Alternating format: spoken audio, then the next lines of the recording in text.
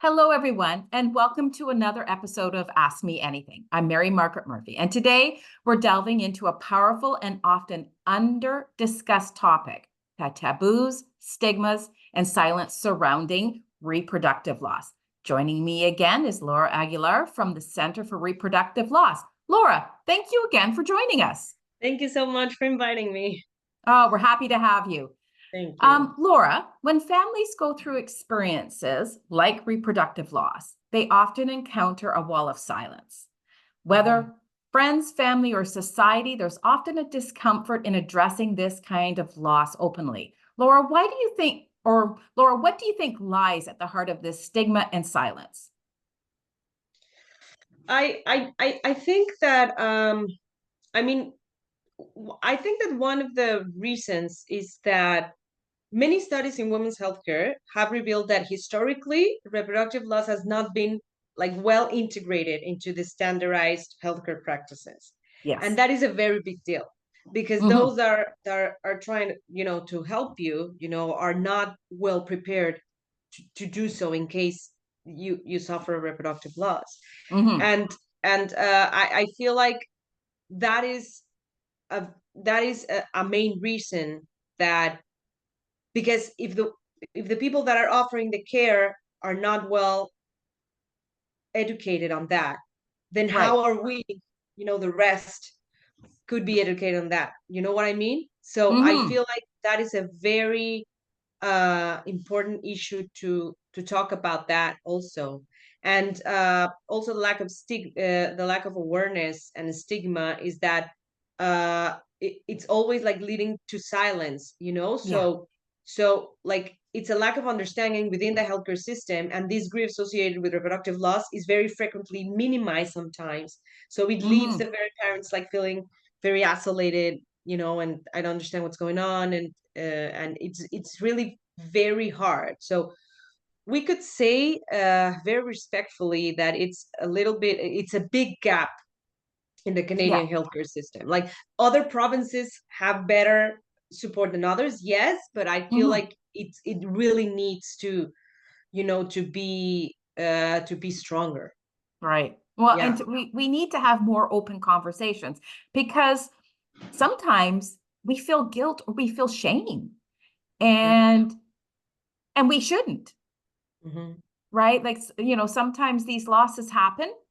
sometimes and you're right, like when we are um seeking, we just sometimes I think we don't know that we where to go and who to Yeah. talk to, That right? is the thing. Like I feel like there are three important gaps in the system. For example, first one is that limited access to mental health support, Yes. right? Like some hospitals have it, but few hospitals have special mental health resources or Mm-hmm. staff specifically trained in perinatal loss support. So like bereavement counseling is really offered, or a lot of provinces, and I know because, and you should know that too, because we are in this work. Like there are a lot of organizations like Baby's Breath and the Center for Reproductive Loss who are trying to fill in the gaps, but Right. these resources are not actually offered or known to healthcare workers, right? So women actually frequently report that healthcare interactions can feel very like clinical or dismissive, Right. and they have limited follow-up to address the emotional well-being also. Yeah. So that is an issue too, Mm-hmm. right? Yeah. Research shows actually that the way a woman is going to grieve her reproductive loss is very influenced by how she was treated at the hospital. Ah, yeah. Research shows that, yes, and that is very important, very, very Mm-hmm. important. And we do a lot of support groups, and I heard a lot of hurtful stories, and it's really hard for them also. Also, the second thing that I find is that there is a lack of official protocols, you know Mm. for hospitals and clinics, to Yeah. like sometimes they could lack standardized guidelines for supporting families, going through Right. reproductive loss. And without these uniform protocols, many individuals feel unsupported. right? Yeah, And of course. so it's really hard. And another one, I think it's stigma also, but another one that I think it's very important is the insufficient follow-up care. Yes. Because following a pregnancy loss, well, I mean, because the follow-ups often they could concentrate on medical checks, they are typically the focus, but the emotional and psychological aspects are often overlooked. Yeah. So, a woman that might had a late term miscarriage, she Hmm. has the follow up, but she's not. They have said that, research shows that they have said that they are not asked like, how are you? How are you doing? Or how are Right. you feeling? Which in our previous videos we could see that is very important, right? Because just Yeah. those words, just those questions acknowledge that something really really painful happened to you, like so I do think that we unfortunately, and it's not only Canada, okay, I'm from Mexico too, and Mexico also has these gaps in their healthcare system. And I know that Latin America in general, like it's not like Europe, like it's not just Canada, like Yeah. unfortunately, I don't know why, but I don't know why women's healthcare is not At the top. particularly addressed. Yeah, Yeah. and I think, these conversations we're having hopefully, can spark more dialogue around that. And but you're right. And I know for Baby's Breath, we were offering grief counseling, and but we struggled to find funding for it. Um, Exactly. That is and another. and I know our government, provincially, that there is some funding, but it's so hard to tap into it. And one of the things that we kept hearing from people reaching out is that sometimes there's not that specialized grief like counselor in their area that they can actually go to or speak to someone who has experience through it. Hmm. And Yeah. and if there is, they're waiting like 6, 8 weeks to speak to someone when they need help right away. Yeah, So that is true. That yeah, is true. Here they have like I had a I had a participant who was in a group, and she was like, they told me that in 6 months I had the waiting list for 6 months. yeah, And I mean, and she was extremely it was a very traumatic birth. She lost her baby, unfortunately, but she needed the help right away, so yeah. that is also true. Here in Quebec, for example, in October 10th was 2024. It was when they acknowledged, when the province acknowledged October 15th as the Pregnancy and Infant Loss Awareness Day. You know what I mean? Like in 2024. Yeah, I know. It's Like like it's silly that this is just happening now when it feels like it should have been in place all the way along. Yeah, and what you say is really true. We need funding. We need Yeah, funding because in the end, what we're trying to do here is fill in the gaps, right?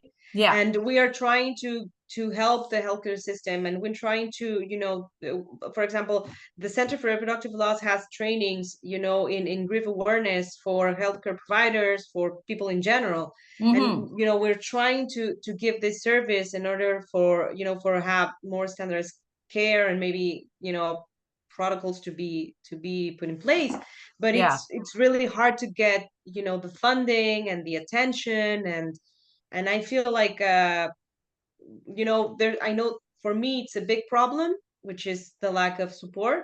yeah. And we offer at least some kind of solution, but we need also people behind to help us bring that solution into place, Absolutely. so Absolutely. I mean, and I think, we talked about this, but this lack of a comprehensive grief care that.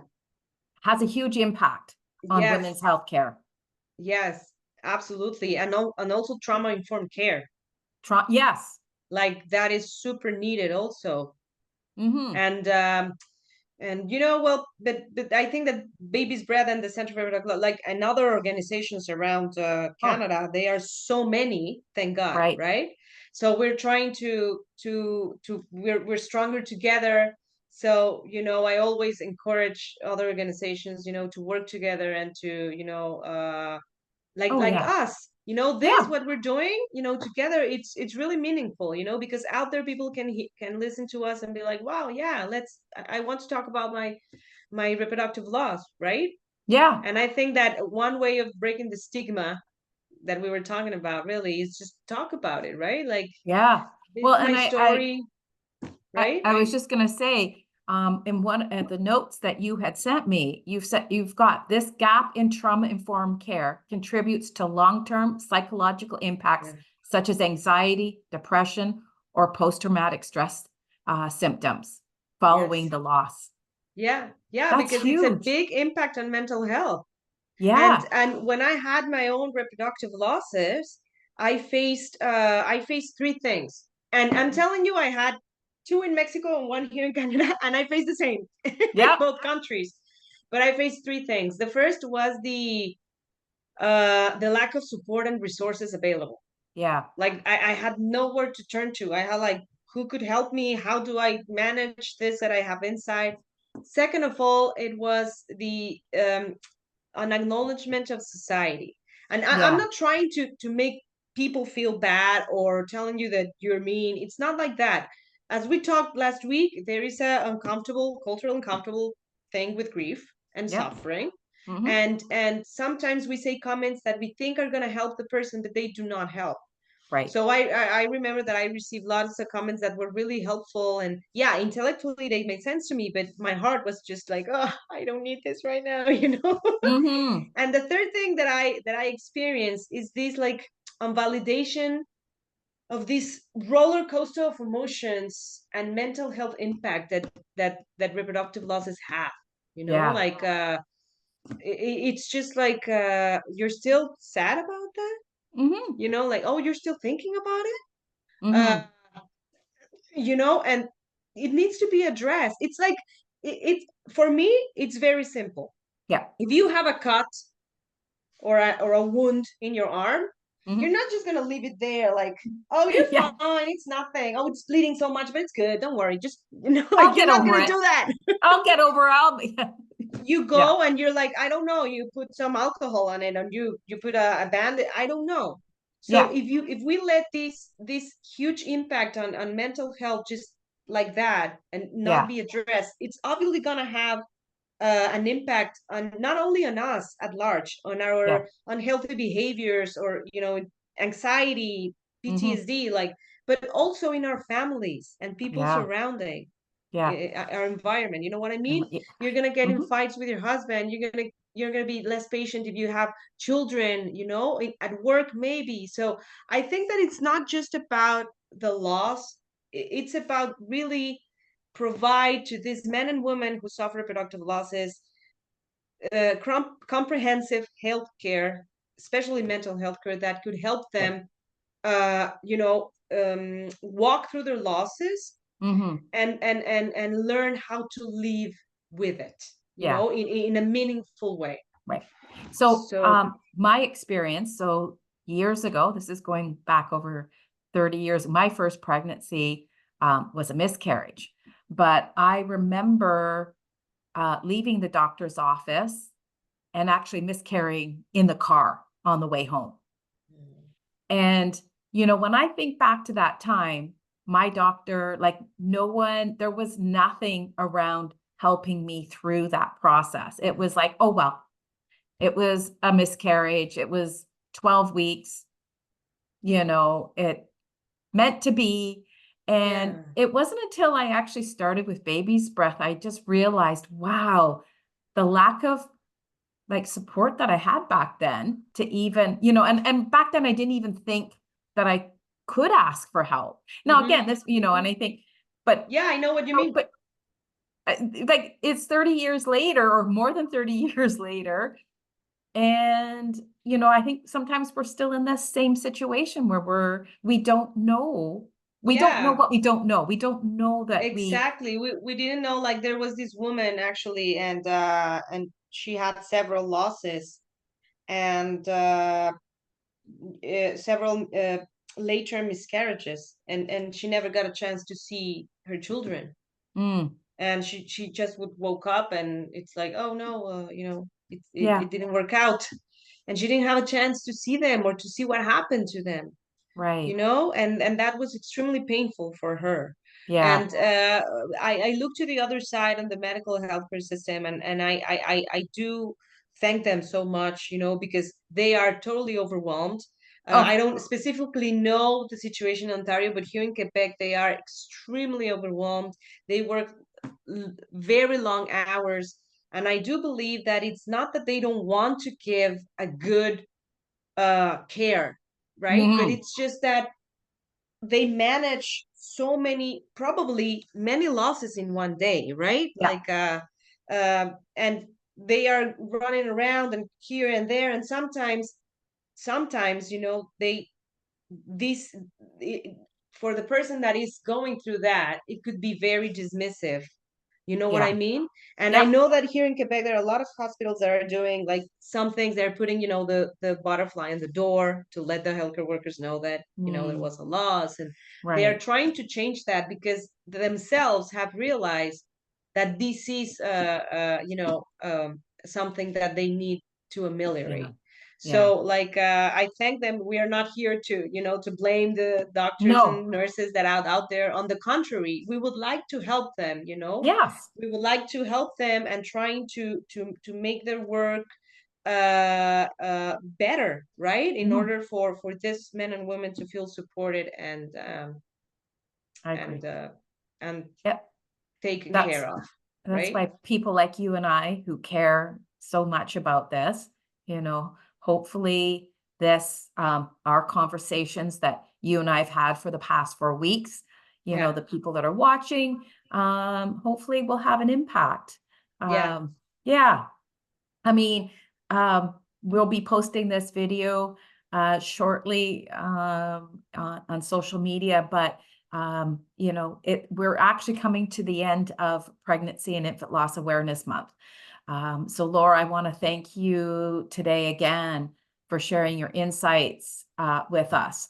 I mean, it's our hope that through this conversation, we can help open doors for more of these crucial dialogues and remind everyone listening it's okay to break the silence. So, thank you to everyone who is watching. Let's keep these conversations going.